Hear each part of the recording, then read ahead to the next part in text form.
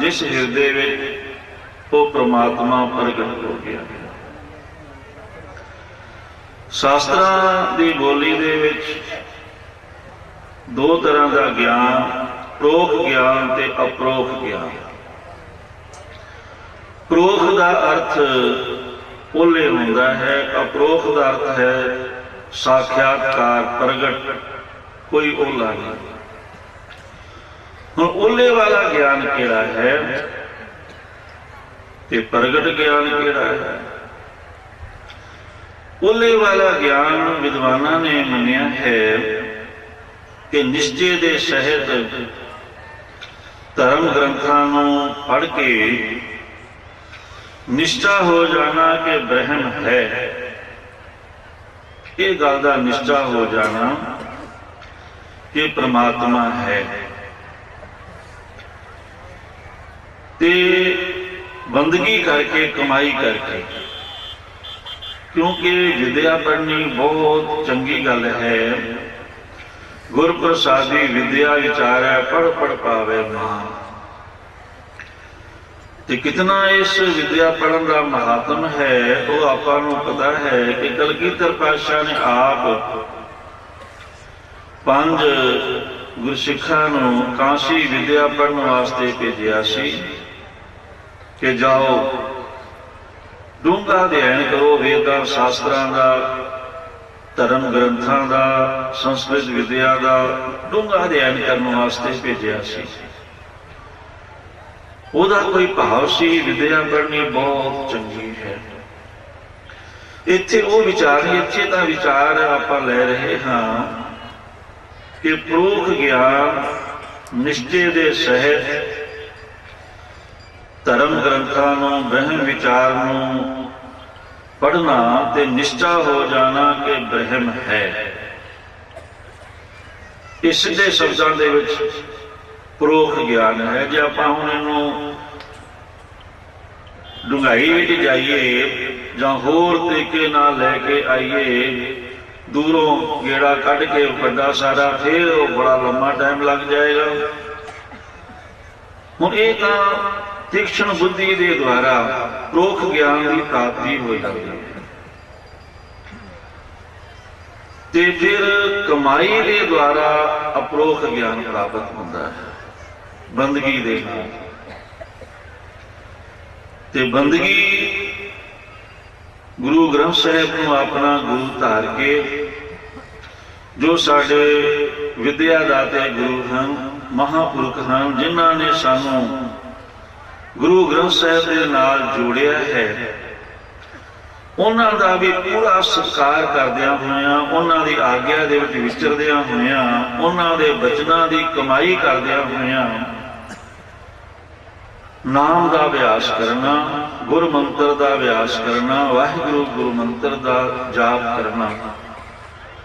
ते जाप करदियां करदियां, अभ्यास करदियां करदियां फिर रस आउण लग जाता है। पहला जबान विच रस आएगा, वाहिगुरु वाहिगुरु जपदिया जपदिया क्यों लगेगा भी पता नहीं कितनी को मिठास मुंह विच आ गई है, कितना को मिठा सी खादा, इस तरह प्रत्यक्ष दिखाई देता है, महसूस होता है वो रस। बहुत सारे अभ्यासियों नाल ये विचार होती है।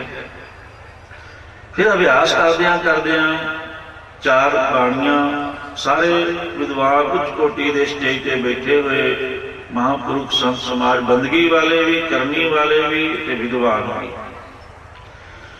क्योंकि जो मुखी हम इस साडी संप्रदाय दे वो ब्रह्म स्रोत्री, ब्रह्म निष्ठी, बहुत बंदगी वाली, बहुत ही निर्मल आत्मा, बहुत उच्ची सुची आत्मा श्री मान साहेब, वो उन्होंने सारिया के उपर छतर छाया है, उन्होंने निगाह सारिया के उपर है। सो सारे ही बहुत बख्शे हुए हैं। सो बंदगी के द्वारा 4 बाणियां, वैखरी बाणी द्वारा अभ्यास, फिर मधमा बाणी द्वारा कंठ, संग ते तालू के सहारे दे नाल कंठ विच अभ्यास करता है बिना बोलिया। फिर हृदय अंदर ਹਿਰਦੈ ਨਾਮ ਵੱਡੀ ਵਡਿਆਈ। श्रवणी सुनिए रसना गाइए हिरदे ध्याइए सोई। इस तरह अभ्यास करदियां फिर पराबाणी विच अभ्यास जिथे धुनी नाभि जिथों ध्वनि आवाज पैदा होती है। धुनी तां ही इहदा नाम पिया तो ध्वनि आवाज पैदा। जो भी असीं बोलना है वो ध्वनि वो आवाज सूक्ष्म रूप विच पहला उत्तर प्रगट होती है पराबाणी दे विच। ते पराबाणी में जो अभ्यास असी करांगे उत्थे ही गुरुमुख रोम रोम हर ध्यावे की अवस्था भी पराबाणी के अभ्यास विच ही प्राप्त होती है। उस तो अभ्यास करदियां फिर सुते सिद्ध ही हिरदय कमल प्रकाशिया लागा सह ध्यान। फिर हिरदा कमल खिड़ जाता है। सहजे ही वो परम पितर परमात्मा दे विच ध्यान जुड़ जाता है। हम कलगीधर पातशाह का वचन है ताही को ध्यान प्रमाण ही है जो था अब है और आगे नहीं है। फिर सतगुरु जी ने होर अगला वचन किया है ध्यान में ना आवे ताको ध्यान की जय ध्याइए। जे तुसीं कहो भी साडे ध्यान का विषय है वो तो ध्यान की पकड़ विच भी नहीं आउंदा। ध्यान में ना आवे ताको ध्यान की जय ध्याइए कलगीधर पातशाह वचन करते हैं। तो सतगुरु जी ने दस्या है कि इस मंजिल ते पहुंचने के वास्ते श्वास का सिमरन है। श्वास जो अंदर नूं लेना वाहे बाहर नूं छड्डना गुरु ते चार बाणियां दा अभ्यास।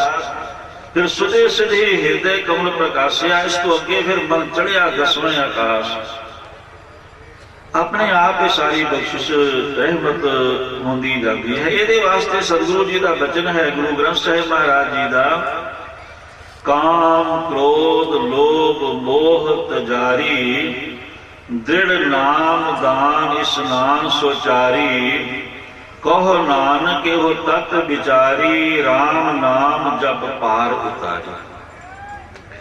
दशमेश पिताजी फरमाते हैं काम क्रोध अहंकार लोभ हठ मोह न मन स्यों लियावे तब ही आत्म तत् को दर्शै परम पुरख कह। आत्म तत् दे दर्शन किवें होणगे? पहला ये गल्लां दृढ़ करनियां पैणगियां। दृढ़ नाम दान स्नान सोचारी। स्नान करना नाम जपना दान करना चंगा आचरण श्रेष्ठ आचरण ये बनाना। ये जो तुसी इस तरह अपने जीवन में ढालोगे फिर इन्हां चीज़ों का असर घटन लग जाएगा। काम क्रोध लोभ मोह तजारी। काम क्रोध अहंकार लोभ हठ मोह ना मन सो जाए। सो सतगुरु जी ने बहुत बख्शिश की है। दशमेश पिता जी की अपार कृपा का सदका जो दास का संत बाबा जगदेव सिंह जी मोनी उन्हां नाल बहुत ज्यादा प्यार सी। तखत श्री पटना साहब हजूर साहब गए नाल संत गुरचरण सिंह जी सन पंडवे वाले महापुरुष संत बाबा दलेर सिंह जी उन्हां दा जो स्वरूप सी फोटो अजायब घर विच लाउण दी विचार हुई ते कहन लगे भी जो मेरा रिश्ता सी उन्हां नाल ओही तुहाडा है ते तुसी मेरे गुर पाई हो। ये गल कोई छिपी हुई नहीं है। दास ने कहा महाराज तो सत बचन। सो ऐसा बहुत ही प्यार देंदे सन। ते संत मक्खन सिंह जी उस रूप दे विच दास भी उन्होंने बेटा करके जदों बुलाउंदा बड़े खुश होंदे हैं। भावें वो हुण उन्हां दी पदवी सतगुरु ने उन्होंने बख्शी है। संत बाबा दलेर सिंह जी उन्हां तो बाद संत बाबा जगदेव सिंह जी मोनी उन्हां तो बाद उन्होंने इस स्थान से सेवा संभाली है। जो दस्तारबंदी हुई जिथे सारे निर्मल पेग के महापुरुष उत्थे दास भी पहुंचा सी। श्री अकाल तख्त साहिब जथेदार साहब भी पहुंचे हुए सन। सो उन्होंने सत्कार के नाल तां आपां संगत दे विच तां महापुरखां दे रूप विच ही उन्होंने सन्मान देना क्योंकि उस पदवी ते आ गए तो उन्होंने अंदर प्यार भी है वो गुण भी महापुरखां वाले संत बाबा मक्खन सिंह जी दे विच हन। सो सतगुरु जी बख्शिश करन। इसी तरह महापुरखां दीयां यादां मनाईयां जांदियां रहन। ये जो लिखत रूप का कार्य कीता है ਇਹ ਸਾਰਾ ਉਦਮ ਤਾਂ ਬਹੁਤ ਵੱਡਾ ਉਪਰਾਲਾ ਹੈ ਸੰਤ ਬਲਵੀਰ ਸਿੰਘ ਜੀ ਸ਼ਾਸਤਰੀ ਜੀ ਦਾ, ਜੋ ਸੰਤ ਮੱਖਣ ਸਿੰਘ ਜੀ ਦੇ ਨਾਲ ਪੂਰਾ ਮੋਢੇ ਨਾਲ ਮੋਢਾ ਜੋੜ ਕੇ ਸੇਵਾ ਨਿਭਾ ਰਹੇ ਹਨ। ਬਹੁਤ ਵੱਡੀ ਸੇਵਾ ਉਹਨਾਂ ਦੀ ਹੈ, ਉਹਨਾਂ ਦੀ ਖੋਜ ਹੈ ਤੇ ਨਾਲ ਪੂਰਾ ਸਮਰਪਣ ਹੈ ਸੰਤ ਬਾਬਾ ਮੱਖਣ ਸਿੰਘ ਜੀ ਦਾ, ਜੋ ਲਿਖਤ ਰੂਪ ਵਿੱਚ ਮਹਾਂਪੁਰਖਾਂ ਦਾ ਜੀਵਨ ਇਸ ਤੋਂ ਪਹਿਲੀਆਂ ਜੋ ਲਿਖਤਾਂ ਹਨ ਉਹ ਵਿੱਚ ਦਿੱਤੀਆਂ। ਨਿਰਮਲ ਭੇਖ ਕਿੱਥੋਂ ਸ਼ੁਰੂ ਹੋਇਆ, ਉਹਦਾ ਸੰਖੇਪ ਇਤਿਹਾਸ ਕੀ ਹੈ, ਬਹੁਤ ਕੁਝ, ਬਹੁਤ ਵਿਦਵਤਾ ਖੋਜ ਭਰਪੂਰ ਵਿਚਾਰਾਂ ਹਨ। ਸੋ ਸਤਿਗੁਰੂ ਜੀ ਬਖਸ਼ਿਸ਼ ਕਰਨ। ਮੌਜੂਦਾ ਜੋ ਮਹਾਂਪੁਰਖ ਹਨ ਸੰਤ ਬਾਬਾ ਮੱਖਣ ਸਿੰਘ ਜੀ, ਉਹਨਾਂ ਦੇ ਸਹਿਯੋਗੀ ਸੰਤ ਨਿਰਮਲ ਸੰਤ ਬਲਵੀਰ ਸਿੰਘ ਜੀ ਸ਼ਾਸਤਰੀ ਜੀ, ਸਤਿਗੁਰੂ ਜੀ ਚੜ੍ਹਦੀ ਕਲਾ ਬਖਸ਼ਣ ਤੇ ਸਾਡੇ ਪਰਮ ਪੂਜਨੀ ਸ੍ਰੀ ਮਹੰਤ ਸਾਹਿਬ ਜੀ ਦਾ ਸਦਾ ਹੀ ਇਹਨਾਂ ਦੇ ਹੱਥ ਰਹੇ, ਨਿਗਾਹ ਰਹੇ।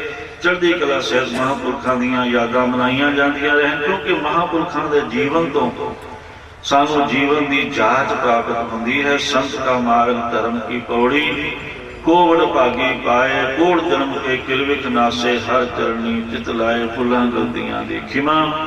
ਫਤਿਹ ਬੁਲਾਈਏ ਵਾਹਿਗੁਰੂ ਜੀ ਕਾ ਖਾਲਸਾ, ਵਾਹਿਗੁਰੂ ਜੀ ਕੀ ਫਤਿਹ।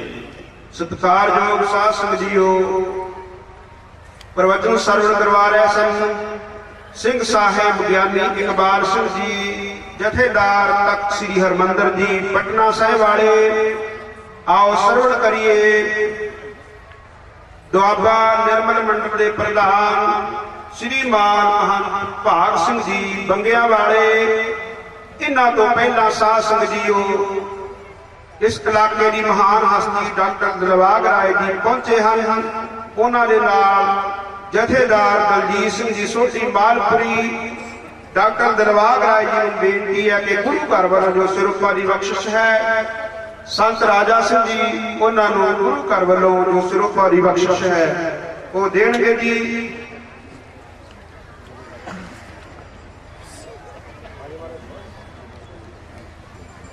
ਸਰਦਾਰ ਗੁਰਿੰਦਰ ਸਿੰਘ ਮੰਮਣ ਕੇ ਉਹਨਾਂ ਨੂੰ ਵੀ ਬੇਨਤੀ ਹੈ ਕਿ ਸਿਰੋਪਾ ਪ੍ਰਵਾਨ ਕਰਨ ਜੀ। ਡਾਕਟਰ ਦਿਲਬਾਗ ਰਾਏ ਨੂੰ ਬੇਨਤੀ ਹੈ ਕਿ ਸਿਰੋਪਾ ਪ੍ਰਵਾਨ ਕਰੇ ਜੀ। ਬੋਲੇ ਸੋ ਨਿਹਾਲ, ਬੋਲੇ ਸੋ ਨਿਹਾਲ। ਸਰਦਾਰ ਸੁਰਜੀਤ ਸਿੰਘ ਜੀ ਨਾਗਰਾ ਕੈਨੇਡੀਅਨ, ਬੋਲੇ ਸੋ ਨਿਹਾਲ। ਆਓ ਸਾਧ ਸੰਗਤ ਜੀਓ,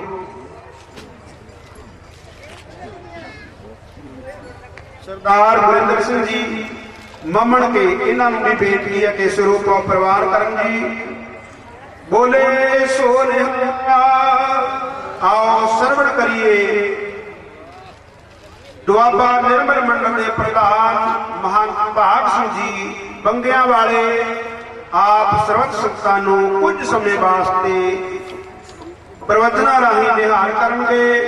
ਸਤਿਕਾਰਯੋਗ ਬਾਬਾ ਭਾਗ ਸਿੰਘ ਜੀ ਬੰਗਿਆਂ ਵਾਲੇ।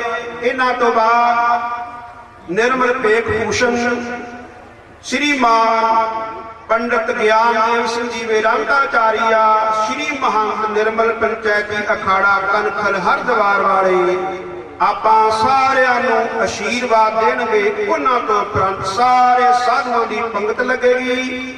ਨਿਰਮਲ ਕੁਟੀਆ ਠੋਟੋ ਮਜਾਰੇ ਦਾ ਹਜ਼ੂਰੀ ਰਾਗੀ ਜਥਾ ਭਾਈ ਸਰਤਾਜ ਸਿੰਘ ਜੀ ਥੋੜੇ ਸਮੇਂ ਵਾਸਤੇ ਕੀਰਤਨ ਕਰਨਗੇ। ਆਪ ਸਾਰੀਆਂ ਸੰਗਤਾਂ ਨੇ ਇਸੇ ਤਰ੍ਹਾਂ ਬੈਠੇ ਰਹਿਣਾ। ਆਓ ਸਰਵਣ ਕਰੀਏ।